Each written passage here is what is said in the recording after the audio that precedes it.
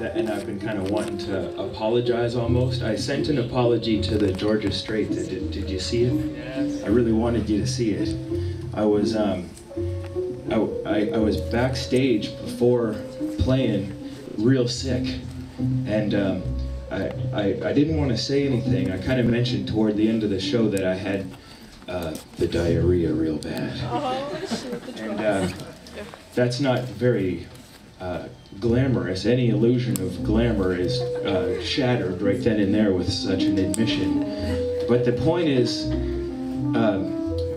we all know from our own experiences with diarrhea that it really has a way of sapping the strength. So my energy was real low, but I didn't want to make excuses for myself. I didn't want to say anything. I was back there debating, sitting on the toilet, wondering, what do I do? Part of me wanted to not play at all. But I thought, no, I'm here, and there was a lot of people there, man. It freaked me out. So I thought, no, I gotta play. And then I thought, do I get up there and say so right off the bat? Like, disclaimer, I don't feel good. I thought, no, because that will sound like I'm making excuses, and maybe there's just no excuse ever. So I just said, I'll go for it and give it my best. And then I did it, and it sucked. So I feel bad, and I kind of felt like, all right, I blew it. It was, it was a big night, and there were a lot of people, and I thought, well, no one will ever come and see me again, because that really stunk. So anyway, how else can I say it? Let's spend the next 15 minutes talking about that. No. Anyway, I had a good time. If I have to start building it up again from the ground, that's fine. I figure, this is all up to me, and no one here owes me anything. So I'm glad. I'm glad you came today, and stuff. So anyway, I'll do some songs here for you. Maybe tell you a story or two, and I encourage you while you're here to look around and think about treating yourself. I think the best way to treat yourself is with a new record.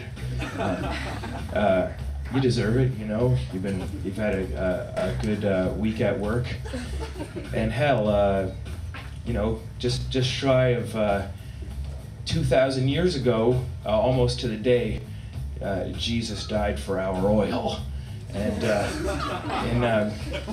in celebration of that, why not buy a compact disc?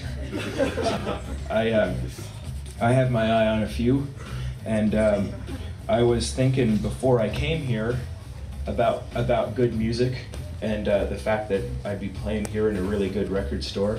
I made a list of recommendations, so if you have a pad and a pen, take it out now. Throughout the little program here, I'll give you a few recommendations. I went around the store to make sure, and it seems like they have them all here. So the first three I would recommend would be The Kinks, the Village Green Preservation Society. It's an excellent record, one of my current favorites.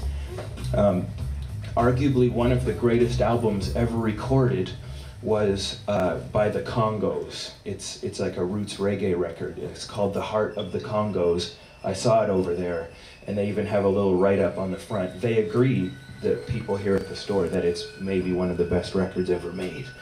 I saw one copy. I would say grab it. If you're standing right by it, man.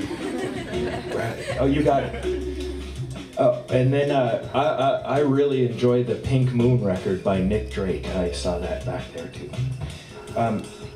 Okay, well, without any further ado, I'll do this song. There's a bit of feedback, but I think if I aim myself just right, we'll be all right.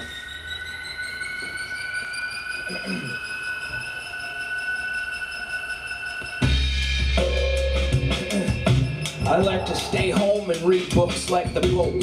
I write long letters and hide under the microscope. The best job in the world would be working at the Lost and Found.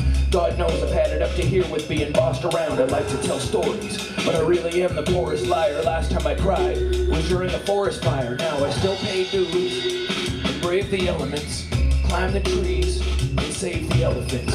Certain curses you learn remain sacred. The love of the wicked is worse than the hatred. That's why seldom play the role of the daredevil. Most bottom feeders try to bring it down to their level. Satan is waiting in the form of a sensation as easy as breathing to give into temptation. Life is but a dream that often turns into a nightmare. People are funny and don't always fight fair, and that's the problem right there. As soon as you hit rock bottom, everybody wants to know who killed Cock Robin. Some people start counting chickens too soon, but I only check maybe once in a blue moon. And others say feeding the pigeons you waste bread, but that's like painting a dead man's face red. I go slow and give the maniacs the right of way. The back of my mind may never see the light of day. I'm not the most outgoing, not the most reclusive either. Call me the old-fashioned green-eyed lucid dreamer, snapping my fingers and flying over tops of trees, seeing people bare naked and always eating lots of cheese. I've done more than my fair share of dumb deeds, and wants often feel greater than some needs. Certain decisions become a matter of heads and tails, and how comfortable you can get on a bed of nails. Well,